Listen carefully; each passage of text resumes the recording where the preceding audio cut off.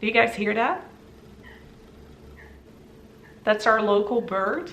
We live near the water and there's this bird that always comes around 10:30. Hello friends and welcome to another video. Today we'll be talking about the August Once Upon a Book Club box. Although Once Upon a Book Club box does everything in its power to get these boxes to us in time, they still have some shipping problems. So that's why I'm discussing their August box late September. For those of you who are not familiar with Once Upon a Book Club box, obviously they are a book subscription box and they do young adult and adult. They also have a classic edition, by the way, as of now, and they provide you with a monthly book and then corresponding gifts. So while you're reading the book, you come across post-its and they tell you to open a gift that corresponds to a certain part of the story. And if you're willing to give them a try, then don't forget to use my discount code LeandaBooks10 to get 10% off your first purchase. I think most of you know the drill by now, but I've read the book, opened the gifts, put everything back so I can give you guys the same experience. And if you like these kind of videos, then don't forget to click that subscribe button and hit that bell so you never miss another video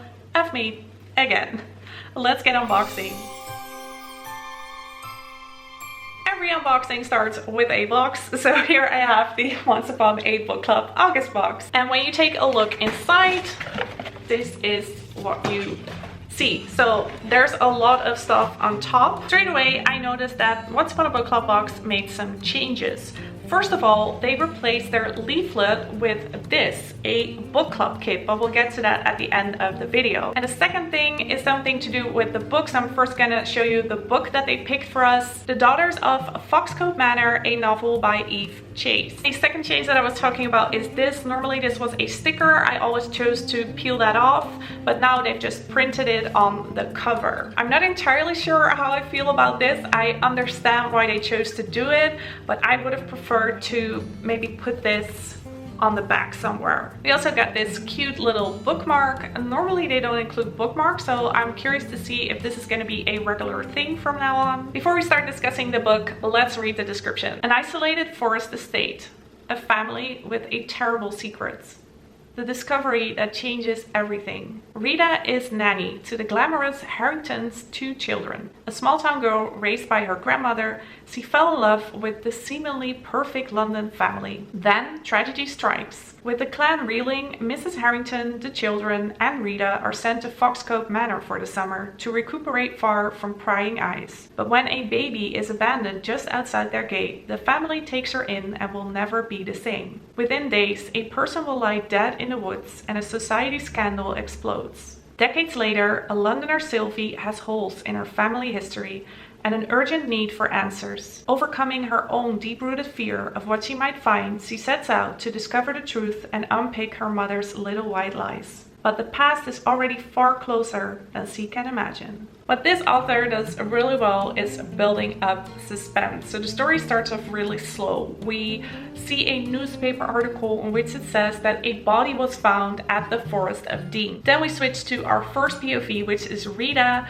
Rita is the nanny of the Harrington family and she has two timelines, one in 1971, in which the body was found, and the present. We also follow two other POVs, Hera in 1971 again at Foxcote Manor, who is one of the children of the Harrington family, and Sylvie in the present, who is the daughter of Rita the nanny. The different POVs and the slow start have the purpose of building up tension. You get to know the characters, you feel emotionally attached, and you learn how they perceive themselves, the family dynamics, and it all builds up to this big event. And this event links the past with the present. I thought the characters were really lovable because they all have their weaknesses, you might say. So for instance, we have Rita, who is the nanny. She's also called Big Rita because she's really tall for a woman, especially in 1971. So she gets a lot of unwanted attention because of her height. Then there's also Jeannie, the mother in the Harrington family, and she copes with depression and also has relationship problems. Normally I'm pretty good at figuring these mysteries out, but this one, I didn't see it coming. I was genuinely surprised by the plot twist, and I just felt like I was getting sucked into this mystery at Foxcote Manor and learning all these secrets about the Harrington family. So next to it being a page turner, there's also a good storyline and an emphasis on dialogues and family dynamics. I really liked it and I gave it 4 stars. Now let's move on to the gifts. In the August box we got a total of 3 gifts, and the first post-it can be found on page 67. For this first part we visit the present. We follow Sylvie, who is the daughter of Rita. And Rita is in the hospital because of an accident and she is not conscious. And somebody left something at her bedside, but nobody knows from who it is. Maybe our Rita's got a secret admirer. And then the nurse suggests tapping away the keyboard, gaze glued to a screen. Maybe, I say doubtfully. Mom's not so much looked at another man since Dad died. I'd sooner get a dog love. I rotate the terrarium to admire it from a different angle, and that's when I see it. A miniature house, the size of a matchbox, rendered in resin, tucked inside a mossy hollow. It changes the scale of everything. The ferns become trees, the stone a boulder, and my unease solidifies into something else. Once I see the forest, I can't unsee it. The corresponding gift comes in this box that has all kinds of ferns printed on it. And when you open the box, I have to be careful here. Wait. Yeah, that's the lid. You get the terrarium. How awesome is that? So they just put a little card in there which says Rita's terrarium, and that's when I see it's a miniature house. So that way you know what the person in the book sees. But of course you can just take that out and then you have your own empty terrarium, I guess. I'm not sure what to do with this yet, but I'm definitely gonna put in some fairy lights and then maybe an item that I really want to display and then put it somewhere in my bookcase. Really unique item, and I love that it's a home decor item. To my surprise, I also found a paper replica tucked between the pages, and this is definitely something new because normally they only do post-its on pages. And this is an image of Puzzlewood, Forest of Dean, Gloucestershire, England. I totally butchered that name, but you guys can read. The next post-it can be found on page 182. In this part we follow Hera, who is the daughter in the Harrington family, and also the baby has been found and is part of the family by now. And Rita decides to take the kids to the Forest of Dean to have a good time. The baby's moved. Big Rita turns slowly and blinks like she might be imagining it. Then she walks over, suddenly nervy. I offer Teddy a piggyback and go to join Big Rita, my steps weaving under Teddy's weight. She's crawling already. I knew she was super clever. Big Rita frowns and mutters something about the baby being too young to crawl. She glances around us, squinting into the trees. But it's impossible to see anything because the bright sun makes the understory pitch black. I suppose she might have sort of flopped over, and she shakes her head and stares at the basket. Then the blanket's frayed edge, as if they're part of a puzzle she can't solve. I shouldn't have left her, not even for a second. This is the corresponding gift, and inside is a blanket. This is just a really practical item. It kind of looks like a bag and you can open it right here. Then it just folds out to a huge blanket. I think it's like 2 by 2 meters. I'm not gonna demonstrate it to you guys though, because I'm not exaggerating. I think it took me like 10 minutes to get it back to the way it was, so I'm not even gonna go there. But it's just a good quality blanket that you can definitely use to go out for a picnic in the forest. I would avoid Foxcote Manor though. Also something new is this QR code that can be found on page 337. It says, "Scan me, listen to the sounds of the forest." I tried this and it takes you to a YouTube video with forest sounds, which was really relaxing, and I put it on for the last chapters of the book. The final post-it can be found on the final page of the book, 352. Without giving you guys any spoilers, this is the ending, so the mystery is solved and Rita and her daughter Sylvie ride into the sunset. Sylvie drives slowly out of the gate, the first few bends, but when the road straightens, she accelerates, throwing them back against the seats.